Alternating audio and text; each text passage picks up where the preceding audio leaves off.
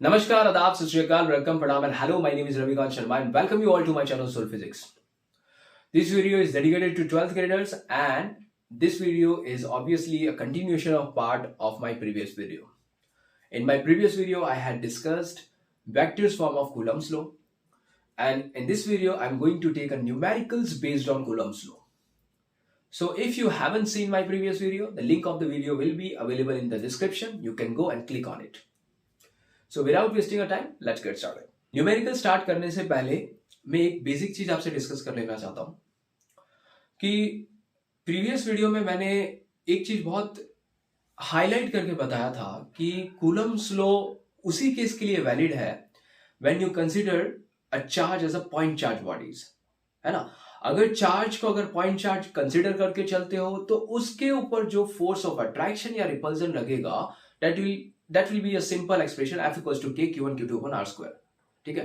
लेकिन सपोज करो अगर क्वेश्चन में इस तरीके से पूछ लिया गया कि अगर सपोज करो आपके पास दो लार्ज स्पेरिकल बॉडी है, कंडक्टिंग बॉडी है, ठीक है। उसके ऊपर सपोज करो Q1 और Q2 चार्ज है। जैसे एज्यूम करो कि अगर मेरे पास दो लार्ज स्पेरिकल कंडक्टिंग बॉडी है, ठीक है, इसमें यहाँ पे Q1 चार्ज है, यहाँ पे Q2 चार्ज है। Let's say they are separated by a distance R। अब मैंने पूछा क्या इस पे F equals to K Q1 Q2 upon R square, ये जो एक्सप्रेशन है वो इस स्फेरिकल बॉडी पे अप्लाइड होगा कि नहीं होगा? So the answer is no. क्यों नो? बिकॉज कूलम्स लॉ सिर्फ और सिर्फ उस बॉडी पे लगेगा जब आप चार्ज को क्या कंसीडर करोगे? पॉइंट चार्ज कंसीडर करोगे। और यहाँ पे चार्ज पॉइंट चार्ज नहीं है, यहाँ पे चार्ज पूरे सरफेस पे डिस्ट्रीब्यूटेड है, Q1 चार्ज और Q2 चार्ज, ठीक है। तो जनरली होगा क्या कि if you are bringing this to spherical charge bodies closer to each other, they will rearrange themselves, but this force of attraction और repulsion will not be valid in that case, ठीक है। It will only valid when you consider charge as a point charge body. चलो, तो question आपको screen पे दिख रहा होगा। Two free point charges plus Q and plus 4Q are at a distance L apart and a third charge is so placed that the entire system is in equilibrium, ठीक है। अब कैसे करें इसको? यहां पे है आपके पास प्लस क्यू चार्ज और यहां पे हमने रख दिया प्लस 4Q चार्ज, ठीक है। और क्वेश्चन में दिया हुआ है कि the separation between this two charges is L, ठीक है। अब यहां पे हमें नहीं पता कि चार्ज एक हमें रखना है, थर्ड चार्ज। अब ऐसा तो कैसा चार्ज रखे कि सिस्टम पूरा का पूरा इक्विलिब्रियम में आ जाए, ठीक है। It could be positive charge also, it could be negative charge also. Let's say यहां पे एट ओ पॉइंट पे मैंने यहां पे रखा माइनस क्यू चार्ज, ठीक है। यहां पे ये पोजीशन सपोज लो, ये ए पॉइंट है, यहां पे है बी पॉइंट, और यहां पे ये जो लोकेशन है टेस्ट चार्ज का जो मैंने रखा हुआ है वो ओ पॉइंट है। और जो सेपरेशन है प्लस क्यू और दिस चार्ज जो मैंने कंसिडर किया थर्ड चार्ज वो x है, और यहां पे ये सेपरेशन कितना हुआ? L माइनस एक्स, ठीक है। इतना तो मैंने लिया हुआ है। अब बेसिक क्वेश्चन ये उठता है कि आपने माइनस क्यू चार्ज ही क्यों लिया? आप प्लस क्यू चार्ज भी ले सकते हो। तो स्टेप बाय स्टेप समझते हैं। इक्विलिब्रियम का मतलब क्या हुआ? Equilibrium means net force acting on that point should be zero. Second, if you are displacing that charge, अगर ये चार्ज को आप डिस्प्लेस करते हो तो वापस से वो चार्ज अपनी पोजीशन पे वापस से रिटर्न आ जानी चाहिए। अगर वो चार्ज अपनी पोजीशन पे वापस से रिटर्न आ जा रही है, इसका मतलब क्या हुआ कि वो जो पोजीशन है that is a stable position, otherwise it would be unstable position. अब यहां पे हम चार्ज की पोलैरिटी चेंज करके एज्यूम करते हैं, समझने की कोशिश करते हैं कि बेसिकली क्या क्या पॉसिबिलिटी हो सकती है। अगर O पे अगर प्लस क्यू चार्ज रखा, अगर हल्का सा भी अगर यहां पे डिस्प्लेस कर दोगे तो वो चार्ज हमें चला जाएगा, कहां जाएगा पता नहीं, ठीक है। अगर प्लस क्यू चार्ज है, अगर हल्का सा भी आपने डिस्प्लेस किया, आप सोचोगे कि सर प्लस क्यू चार्ज रखा है तो यहां से मैं क्यों नहीं पॉसिबल है, अगर ये चार्ज इसको रिपेल करेगा, ये चार्ज रिपेल करेगा, तो हो सकता है कि चार्ज यहां पे सेंटर पे स्टेबल हो जाए, पॉसिबिलिटी है, इक्विलिब्रियम मेंटेन हो जाएगा। लेकिन अगर हल्का सा अगर आप डिस्प्लेस कर जाते हो तो क्या हो जाएगा? प्लस क्यू चार्ज तो अपनी स्टेबल पोजीशन से तो अनस्टेबल हो जाएगा। समझ में आ रहा है? उसी तरीके से अगर एक चीज तो क्लियर हो गया कि प्लस क्यू चार्ज तो आप रख ही नहीं सकते। अब आपके दिमाग में ये भी सवाल होगा कि सर प्लस क्यू चार्ज हम राइट साइड या लेफ्ट साइड में क्यों नहीं रख सकते? वो भी तो पॉसिबिलिटी है। तो अब देखो, अगर माइनस क्यू चार्ज अगर राइट साइड पे रखा एक्सक्यूज मी, अगर माइनस क्यू चार्ज अगर राइट साइड पे रखा, ठीक है। अब हल्का सा अगर आप डिस्प्लेस कर सकते हो लेफ्ट साइड में या फिर राइट साइड में, तो प्रॉब्लम क्या आएगा कि अगर लेफ्ट साइड में अगर डिस्प्लेस करते हो तो ये प्लस क्यू चार्ज डोमिनेट करेगा और उसको अट्रैक्ट कर लेगा। और अगर ये आपने यहां पे चार्ज रखा और हल्का सा अगर आप डिस्प्लेस कर दोगे तो होगा क्या कि प्लस क्यू चार्ज, ये वाला चार्ज जो ए पे है वो डोमिनेट करेगा और वो उसको अट्रैक्ट कर लेगा। तो basically right and left side में भी स्टेबिलिटी तो मेंटेन नहीं होगा। जो स्टेबिलिटी मेंटेन होगा वो कहां पे होगा, एग्जैक्टली एट पॉइंट ओ। अब वो ओ पॉइंट है कितना, मतलब ये जो डिस्टेंस होनी चाहिए एक्स की वैल्यू वो है कितनी, वो हमें डिटरमाइन करनी है। तो अब हम वो डिटरमाइन कैसे करें? सो बेसिकली हम समझ रहे हैं कि यहां पे माइनस क्यू चार्ज पे it will experience an attractive force due to both charges, that is by plus 4q charges and also by plus q charges. So suppose karo this charge which is located at O experience an attractive force that is f of O due to B. I hope ये screen clear दिख रहा हो. Let me see. Okay, इसको थोड़ा और बड़ी तरीके से लिखता हूं, ठीक है। और उसी तरीके से लेफ्ट हैंड साइड में अट्रैक्टिव फोर्स कौन लगा रहा है, charge which is located at A. तो let's say this is your F of attractive force on O due to A, ठीक है। ये तो पहला कंडीशन हो गया इक्विलिब्रियम का। दूसरा एक और इक्विलिब्रियम का कंडीशन है कि अगर माइनस क्यू चार्ज जितनी मैग्नीट्यूड से अट्रैक्ट हो रहा है प्लस 4q की तरफ, same amount of 4q will be repel plus Q charge. मतलब कि force of attraction on O due to B must be equal to force of repulsion on A due to B। ये दो condition आपको ध्यान रखनी है। अब ये दोनों इक्वेशंस, अब इनसे जो बनेगा आपको यूज करना है और इससे क्या होगा कि चार्ज की वैल्यू आपको मिल जाएगी, ठीक है। तो we will use one by one this equation. Let's say in first equation magnitude of force on O due to A must be equal to magnitude on force of this O due to B should be equal. तो force on O due to A, इसके बीच का आपको Coulomb's force expression use करो, K Q capital Q by x square is equal to K 4Q capital Q divided by L minus X का whole square. अब दिमाग में आपके ये भी क्वेश्चन होगा कि सर यहां पे Q की वैल्यू माइनस दिया हुआ है तो आपने यहां पे प्लस क्यों लिया? तो देखो यहां पे कूलम्ब्स लॉ में जो भी हम चार्ज की वैल्यू रखते हैं ना, they are the magnitude of charge, not a sign. Polarity हम नहीं कंसिडर करते। हाँ, सॉल्व करते करते अगर फोर्स की वैल्यू अगर नेगेटिव आ जाती है तो दैट रिप्रेजेंट्स कि आपका फोर्स जो है वो अट्रैक्टिव नेचर है। बट आप जब वैल्यू रखते हो तो उसमें क्या रखना है, आपको मैग्नीट्यूड रखनी है चार्ज की, ठीक है। तो यहां पे प्लस क्यू कैंसिल, क्यू भी कैंसिल हो गया, ठीक है, के भी कैंसिल हो गया। तो बचा क्या, L माइनस एक्स का whole square divided by X square is equal to 4। तो L minus X by X is equal to plus N minus 2 हुआ। तो इसका मतलब क्या हो गया कि इसके दो केसेस ले लेते हैं। L minus x could be plus 2 और L minus x by x could be minus 2। अब इसे सॉल्व करते हैं। So L minus x is equal to 2x, so L is equal to 3x, तो x की वैल्यू मिली L by 3। ये हमारा पहला इक्वेशन बना। और उसी तरीके से L minus x by L minus x is equal to minus 2x, तो L की वैल्यू बनी minus 2x plus x, तो L बना क्या, माइनस एक्स, तो x की वैल्यू बनी माइनस L, ठीक है। ये हमारी दूसरा वैल्यू बना। अब सपोज करो यहां पे बेस्ड ऑन दिस एज्यूम्पशन अगर x की जगह पे माइनस L रखते हो यहां पे, तो x की जगह पे माइनस L रखोगे तो ये दोनों के बीच का सेपरेशन कितना बना, 2L। अब ये पॉसिबल कैसे है, अगर दो चार्ज ऑलरेडी L डिस्टेंस पे सेपरेटेड हैं, ठीक है, तो ये दोनों चार्ज के बीच में सेपरेशन 2L कैसे हो सकता है? तो ये कॉन्ट्राडिक्ट कर रहा है एज्यूम्पशन को, इसलिए हम L की वैल्यू -2 नहीं लेंगे, हम क्या लेंगे, L की वैल्यू +2 लेंगे, ठीक है। तो by taking L equals to the value of x is equal to L by 3, ठीक है, we will use the second equation based on this expression. So now force, magnitude of force on A due to B must be equal to magnitude of force on O due to B, ठीक है। Force on A due to B का क्या value होगा, A due to B separation इनमें L है, तो that will be K Q 4Q divided by L square which is equal to, अच्छा इसको S की जगह पे L रखोगे तो ये डिस्टेंस क्या बनेगा, यहाँ पे ये बन जाएगा L/3 और यहाँ पे ये कितना बनेगा L minus L/3, L minus L/3 which is equal to 2L/3, ठीक है, ये सेपरेशन बना।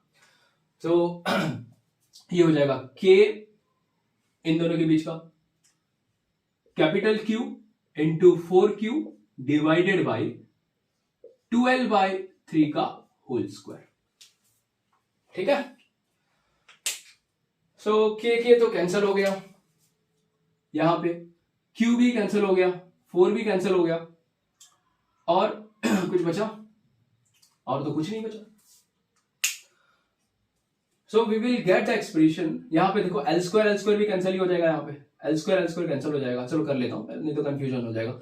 Q by L square is equal to capital Q by 4/9 L square यहाँ पे कैंसिल हो गया, ठीक है।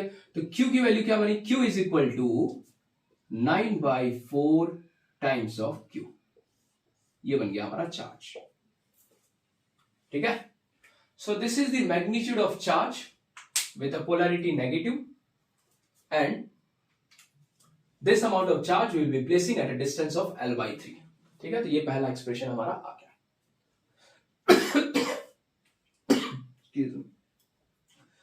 आई होप ये वाला कंसेप्ट क्लियर हो गया होगा इक्विलिब्रियम का। क्वेश्चन आपको स्क्रीन पे आ रहा होगा, let me read it for you. 3 charges of equal magnitude Q are placed at the vertices of equilateral triangles of side L. How can the system of the charges can be placed in equilibrium? System of the charges को equilibrium में रखना है, कैसे रखोगे? अगर 3 charges का equal magnitude है, ये एक चार्ज है, यहाँ पे मैंने दूसरा चार्ज रखा, यहाँ पे मैंने तीसरा चार्ज रखा, तीनों का चार्ज का मैग्नीट्यूड सेम है, ठीक है। ये मैंने तीनों चार्ज का मैग्नीट्यूड सेम रखा, they are placed in equilateral triangle. So equilateral triangle speciality क्या होती है बेटा, कि the angle between the two sides are 60 degree, this is 60 and the other one is also 60 degree. And now since the magnitude of the charge are same, let me label it here A, B and C, these are the charges. Here you have a Q1 charge, here you have a Q2 charge, here you have a Q3 charge. I mean, provided Q1, Q2 and Q3 are same charge. अब देखो, यहाँ पे अगर यहाँ पे जो Q charge है, यहाँ पे भी Q चार्ज है, यहाँ पे भी Q चार्ज है, तो let consider any one point, मैं C को कंसिडर करता हूं, तो क्या होगा कि ये Q चार्ज C को रिपेल करेगा, ठीक है। So this is force on C due to B, ठीक है। और इसे यहाँ पे साइड की लेंथ भी हमें दिया है, the side length is L, ठीक है। उसी तरीके से यहां पे A चार्ज भी C को रिपेल करेगा, let's say this is the repulsing force on C due to A। तो अगर इफ दिस इज 60, ठीक है, तो ये दोनों का रिजल्टेंट हमारा कहां मिलेगा, the resultant force is FR provided angle between them is 60 degree. This is also 60 degree.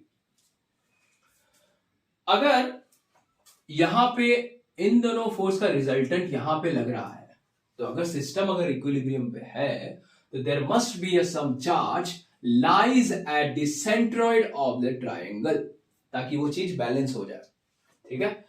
तो लेट्स से Q, small Q charge lies at the centroid of triangle at distance what that we need to figure out. But one thing we need to understand, that the force of this resultant force must be equal and opposite towards the direction of charge which is lies at centroid of the triangle. So let's say that force is FO. Here we have FO, the force toward the center of triangle, right? तो अभी ये distance हमें क्या find करना, we need to figure out this distance, right. तो आपको एक property में समझा दे रहा हूं ट्राइंगल का, इक्विलेटरल ट्राइंगल का, कि if I draw one line here which is passes through a centroid, here this is your line, one line, and if let's say ये जो यहाँ पे मैंने लेबल कर लिया, this is A, let me label it P, and this is O. So AP is equal to, I hope ये आपको दिख रहा होगा, this is your P, this point is P and the separation is, this one is L. So AP is equal to AQ, this angle is 30 degree. AP is equal to AQ cos 30 degree. ठीक है, because आपको पढ़ा, आपने vector में आपने पढ़ा होगा कि अगर यहां पे ये आर वेक्टर है, if this is angle theta, तो हॉरिजेंटल के अबाउट क्या होता है, आर कॉस थीटा, ठीक है, और वर्टिकल के अबाउट क्या होता है, R sine theta. This is the concept of vectors. So here I have used the concept of vector. Value of AQ I know, this is AQ the length cos 30 degree and that will be L into root 3 by 2. ठीक है, that is the expression of AP. Now the ratio of AO is to OP is nothing but 2:1. ठीक है, यहां का जो ratio, जो length का जो डिवीजन है वो कितना है, 2:1. तो अगर मैं, this is the property of equilateral, this is the property of triangle, property of triangle.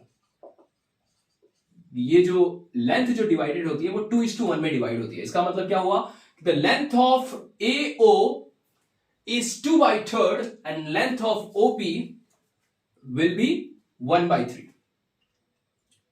So length of AP is, length of AP is already we have calculated. I need to find length of AO. The length of AO is equal to length of AO is equal to 2/3 times of AP and length of OP is 1/3 times of AP. So this become 2/3 times of AP. AP की value कितनी है भाई, √3/2L. 2 से 2 cancel और √3 से यहां पे 3 आएगा, ये कैंसिल होगा तो क्या बनेगा, √3. So this become √3L divided by √3 into √3. √3 भी कैंसिल, तो L by √3. So length of AO is L by √3. तो ये भी OQ की वैल्यू क्या होगी, L by √3. ठीक है, अब हमें क्या करना पड़ेगा, अब now we have to just balance the forces if they are in equilibrium. Means resultant force of FR must be equal to resultant force of FO. So just use the expression that resultant magnitude of FO must be equal to magnitude of FR. Now the question is how would you estimate the value of FR? Resultant force का expression आपको मैं यहाँ पे मैं बता दे रहा हूं. अगर आपका दो वेक्टर्स हैं, सपोज करो ये वेक्टर A है, यहाँ पे वेक्टर B है, अगर यहाँ पे मेरा रिजल्टेंट वेक्टर R है, ठीक है.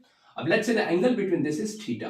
तो आपने पढ़ा होगा R वेक्टर का whole square is equal to A square plus B square plus 2AB cos theta.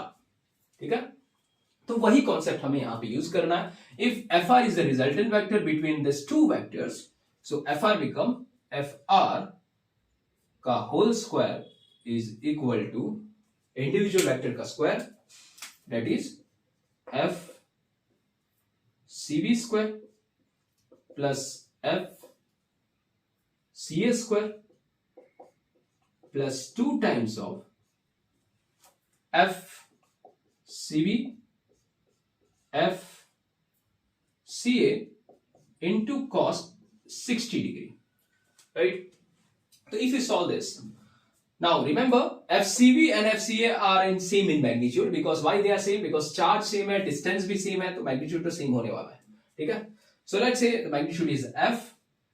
So this will be F square plus F square plus 2 times of F into F and cos 60 degree will be half.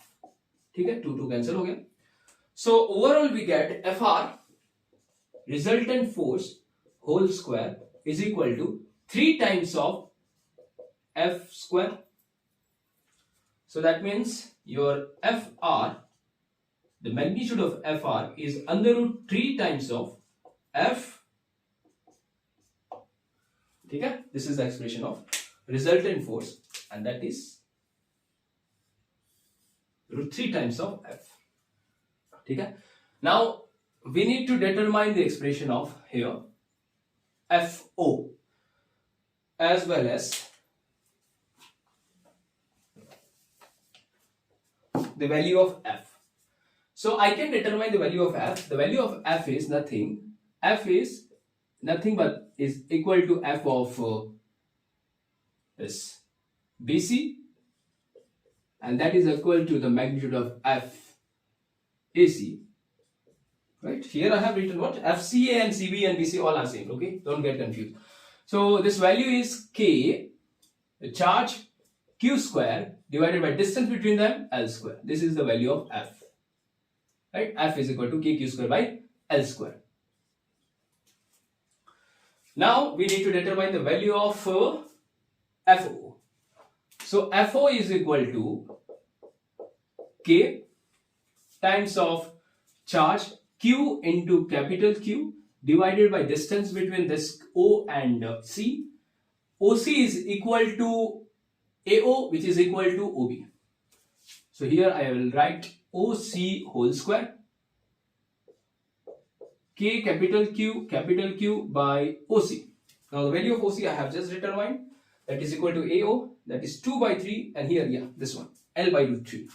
So this is L by root 3 whole square, that is the expression of FO. ठीक है, और यहाँ पे मैं बेटा भी दे रहा हूँ, since AO which is equal to OC which is equal to BO, यहाँ पे मैं लिख दे रहा हूँ, ठीक है, कंफ्यूजन नहीं होगा. तो ये बचा 3 times of K Q capital Q by L square. This is the value of FO. Now compare this equation. For system to be equilibrium, FO must be equal to F. Value रखो 3K small q capital Q by L square is equal to, क्या बचा, कहाँ गया F की value कहाँ गई, ये K Q square by L square. ठीक है, Q से Q कैंसिल हो गया, L square से L square कैंसिल हो गया, K से K कैंसिल हो गया. So the small q is equal to capital Q by 3. ठीक है, so this is the magnitude of charge which is placed at the centroid of triangle. ठीक है, तो आई होप ये कॉन्सेप्ट भी क्लियर हो गया इक्विलिब्रियम का. सेकंड वाला एग्जांपल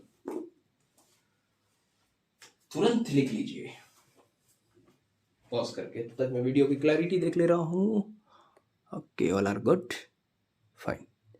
ओके, ये यहाँ पे प्रॉब्लम आ रही है, यहाँ पे ओके, यहाँ पे ये चीज़ नहीं दिख रही है, तो ये मैं यहाँ पे राइट साइड में लिख दे रहा हूँ. ये वैल्यूज मैं राइट साइड में लिख दे रहा हूँ. This is K times of 3 times of K small q capital Q by L square which is equal to K. F की वैल्यू कहाँ गई, K कैपिटल Q का स्क्वायर बाय L स्क्वायर. ठीक है, L स्क्वायर कैंसिल हो गया, Q cancel हो गया, K कैंसिल हो गया. यहाँ पे सॉल्व करने के बाद ये आपका रिजल्ट है. आई होप ये क्लियर दिख रहा हो. हाँ, क्लियर दिख रहा है. चलो, ये हमारा दूसरा एग्जांपल था. सो थर्ड क्वेश्चन आपको स्क्रीन पे दिख रहा होगा बेटा. This is the question which is given in NCERT example 1.6. Consider 3 charges Q1, Q2, Q3, each of the equal magnitude Q at the vertices at the equilateral triangle of side L. What is the force on the charge Q with the same sign as Q placed at the centroid of the triangle? ठीक है, अभी इसको भी कर लेते हैं. अब वो जो मैंने आपको इक्विलेटरल ट्रायंगल का जो कंसेप्ट, थोड़ा ट्रायंगल की प्रॉपर्टी बताई, वो आपको याद रखनी है. ठीक है, अगर वो याद रहेगी तो आपको इक्विलेटरल बेस पे कोई भी प्रॉब्लम नहीं आएगा. यहाँ पे मैंने अगेन सेम चार्ज रखा, 3 चार्ज रखा. A side let's say L ही है. ठीक है, this side are L, all are L. If they are equilateral, then sides having angle is 60 degree. This is also 60 degree. This is also 60 degree. Now there is a one charge which is placed at the centroid of the triangle. ठीक है, this is the centroid. यहाँ पे मैंने charge रखा small q, और on a question they have given the charge का magnitude same है, that is let's say q, same charge है q. ठीक है, ये भी q, यहाँ पे भी q रखा हुआ है, यहाँ पे भी q रखा हुआ है, यहाँ पे भी q रखा हुआ है. ठीक है, everywhere we have a same charge, and now we have to establish the relation that whether how much force that plus q has placed here will experience. तो चलो देख लेते हैं हमें क्या करना पड़ेगा. पहले let us label it. Let's say this is your A, this part is B, and this part is C, and here again this part is my O, capital O. ठीक है, अब यहां पे देखते हैं. Since force applied on O due to B will be repelling, so this is the direction of force on O due to B. Force applied on O due to C will be repelling again, it will be on other direction, force on O due to C. Similarly, you have a force applied on O due to A, and that will be in downward direction. Force on O due to A. ठीक है, अब इसी diagram को मैं नीचे थोड़ी अच्छी तरीके से बना ले रहा हूं कि दिस इज द फोर्स का 3 vector part. This is force applied on O due to C, this is force applied on O due to B, and this is force applied on O due to A. ठीक है, 3 force हमने दे दिया. अब देखो, अब हम क्या करें इसको. अगर मैं 2 तरीके से मैं आपको बता सकता हूं. पहले मैं एक सिंपल सा जनरल नोटेशन जो आप अभी तक हम पढ़ते आए हैं उसी तरीके से समझ लेते हैं, और बाद में एक शॉर्टकट भी बता दूंगा. ठीक है, सपोज करो अब ये अगर एंगल 60 है तो दिस एंगल इज 30 डिग्री. ठीक है, if this angle is 30 degree तो यहां पे अगर मैं एक हॉरिजेंटल लाइन बनाऊं तो by the property of alternative angle this angle is also 30 degree. ठीक, if this angle is 30 degree तो यहां पे ये एंगल कितना होगा वो भी हमारे लिए इंपॉर्टेंट फैक्टर है. तो ये भी देखते हैं. If this angle is 30 degree and ये क्या हो रहा है, ये एकदम रेडियली आउटवर्ड है. ठीक है, दिस एंगल इज 90 डिग्री, तो this angle obviously this will be 60 degree. This angle is 60 degree. I hope इसका चीजें क्लियर नहीं दिख रही है, तो मैं थोड़ा अच्छी तरीके से बताने की कोशिश करता हूं bye drawing another diagram here. चलो यहां पे हम ठीक से बना देते हैं. एक ये डायरेक्शन है, ये वाला फोर्स ये वाला डायरेक्शन है. ठीक है, और एक मैंने यहां पे एक हॉरिजॉन्टल लाइन भी बना दिया. देखो अब यहां पे ये वाला एक्सिस के बहुत ये एंगल कितना है 30 डिग्री. अगर ये 30 हुआ तो ये 30 होगा, तो this angle must be 30 degree by the properties of transverse angle. ठीक है, if this is angle 30 this angle must be 30. उसी तरीके से यहां पे ये वाला एंगल अगर 30 डिग्री हुआ, if this angle is 30 degree, ये एंगल भी 30 डिग्री हुआ bye the property of transverse angle. ठीक है, अब करते हैं क्या, रिजॉल्व करते हैं. ठीक है, हमारे पास 3 फोर्सेस हैं. One forces will be along x axis. इसमें इस एंगल से कंफ्यूज मत होना. एज ऑफ नाउ हमें बस ये समझना है कि यहाँ पे हमारे पास 3 फोर्सेस है, और ये फोर्स मैंने यहाँ पे बड़ी वेक्टर्स को अच्छी तरीके से मैंने डायग्राम बना दिया है, तो कंफ्यूजन नहीं होगा. F O C cos theta cos 30 degree, और वर्टिकल डायरेक्शन में क्या होगा यहां पे, this is F O C sine 30 degree. ठीक है, वेक्टर है. उसी तरीके से यहां पे क्या होगा, F O B cos 30 degree, और वर्टिकल पॉइंट में क्या होगा, F O B sine 30 degree. ठीक है, अब resultant force of all along the X direction must be equal to 0 and all the resultant force along the y-axis must be equal to 0 if they are in equilibrium, otherwise they will be not zero. चलो देखते हैं क्या बन रहा है. So sum of all the forces along the x direction क्या बन रहा है? चलो देखते हैं. Sum of all the forces along the x direction, that is f of OC cos 30. cos 30 की वैल्यू कितनी होती है बेटा? अब देखो यहां पे हमें साइन लेके चलना है, ठीक है. cos 30, अब मैग्नीट्यूड भी ले लेना, हमें वैल्यूज चाहिए. तो f of OC cos 30 is √3/2. Okay. f OB left hand side में है तो होगा minus of magnitude of f OB cos 30 मतलब √3/2.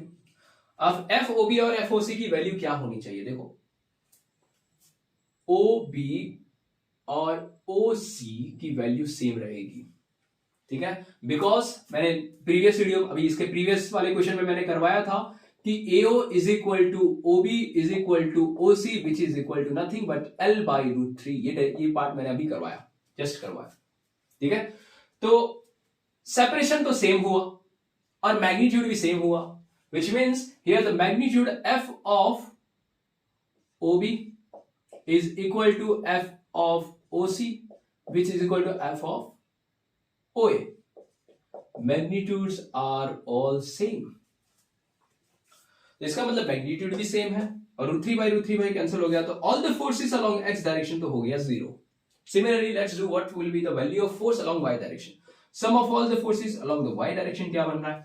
सम of all the forces along the y direction will be f of OC, magnitude लेके चलो, f of OC sin 30 which is equal to 1/2 plus f of OB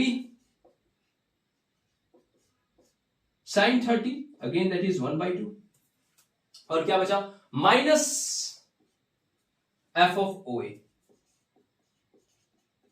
with magnitude, ठीक है. as I said magnitude OB OC OA तो सारा same है. so this f of half plus f of half will be 1. तो यहां पे क्या हुआ? Let's say this value is equal to f. बचा क्या? This is f, half plus half 1 होगा, minus of f. Again this is 0. तो total force acting on charge O due to rest of the charges will be 0. Right? The resultant force experienced by the charge which is placed at the centroid is 0. So I hope ये जो 3 questions जो मैंने करवाए आज, उसके base पे equilibrium के related और रिजल्टेंट फोर्स का कॉन्सेप्ट क्लियर हो गया होगा. अच्छा, एक और चीज मैंने बताना भूल गया कि मैंने बोला था आपको शॉर्टकट बताऊंगा. देखो यहां पे क्या हो रहा है बेटा कि एक फोर्स कहां पे लग रहा है? ये आपका f ऑफ OC लग रहा है, ठीक है. एक फोर्स कहां पे लग रहा है? एक फोर्स आपका लग रहा है f ऑफ OB, यहां पे लग रहा है, ठीक है. एक फोर्स लग रहा है OB, ये है आपका OB, f ऑफ OB. और एक आपका फोर्स लग रहा है डाउनवर्ड डायरेक्शन में, ये है आपका f ऑफ OC. तो जब भी कोई वेक्टर्स अगर लूप बनाता है ना, if the vectors are forming a closed loop, the resultant force will be 0. इस तरीके से क्लोज लूप बना रहा ना, यहां पे इसका head is coinciding with the tail of the vector, head is coinciding with the tail of vector, head is coinciding with the tail of vector, and if they are forming a closed loop, the resultant force in this case will be 0. यहां से directly मिल जा रहा है answer. तो ये तो मैं पहले भी बता देता, लेकिन ये मेथड का समझना बहुत जरूरी था, तो इसलिए मैंने बता दिया, ठीक है. आई होप आपको तीनों एग्जाम्पल अच्छी तरीके से समझ में आ गया होगा. अब क्वेश्चंस को अच्छी तरीके से प्रैक्टिस करिए इसके रिलेटेड, और नेक्स्ट वीडियो में we will be going to start a concept based on electric field. तो तब तक के लिए जम के पढ़ाई करो, ठीक है. All the best.